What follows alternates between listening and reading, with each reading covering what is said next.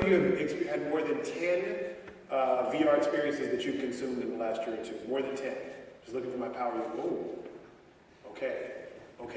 So, my theory is that we don't know what VR is going to be on the entertainment side yet when it grows up. And one of the reasons for that is that outside of this room, there are lots of people who still don't have direct access or easy access to consuming VR experiences. And I think what we're going to see over time, as the adoption cycle changes, we'll see new and better and different experiences that we really haven't thought about before. So with that in mind, I just want to pivot into talking about storytelling itself, right? I'd love both of you just to talk about what are the possibilities in VR that get you excited? Possibilities are definitely endless, because on the one hand you can make the viewer be part of the experience, have agency, take decisions, or maybe even decide if it's going to be like a weaved experience, and you can change the narrative and you can change what the ending is going to be. You can make it like it's a game, and you know it's going to be kind of like a yes or no, or sort of an escape room, or you can have the viewer just be completely passive and just be looking at the story and just really be focused on the story. So really the possibilities are endless, and we don't know what the future is going to be, because there are, games and animation and all these different industries are just converging together, and so you can have interactive, passive.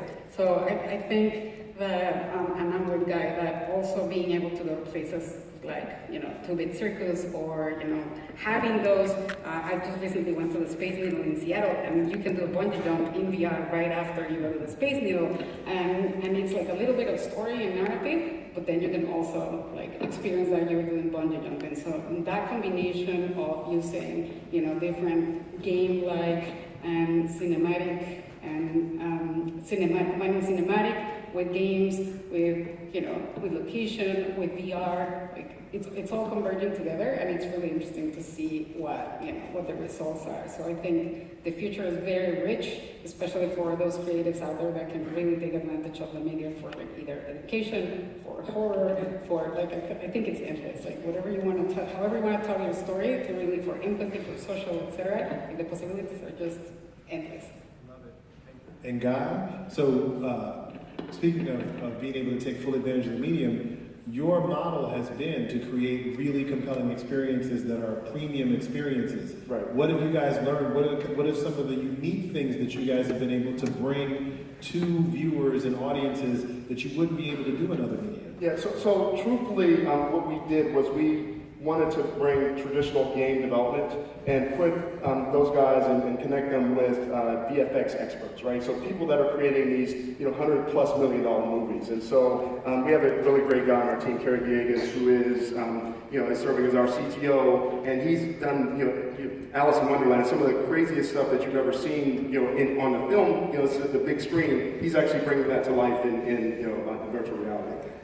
Dave Shaw is our animation director. He's, Academy Award nominated, right? So we're not, we're really trying to bring the expertise to the storytelling, this immersive medium, and again, therefore it accelerates it, and it really helps people buy into the experience. It's not, again, a lot of people love video games, a lot of people don't. Everyone goes to the movies though. And so really what we want to do is bring that level of realism, that level of immersive engagement where you're kind of on the edge of your seat, riveted by the story, but the story also is supported by the visual. And so that's some of the stuff we built. Our last experience, Jurassic World VR, was built by a guy by the name of James Lima.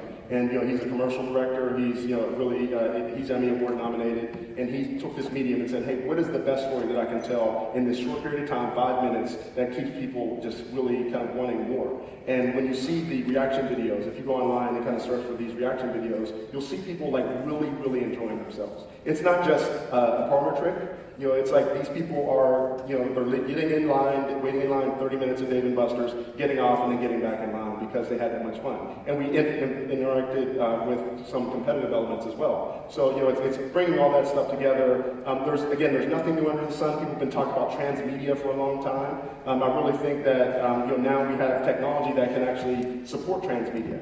It's not just going to a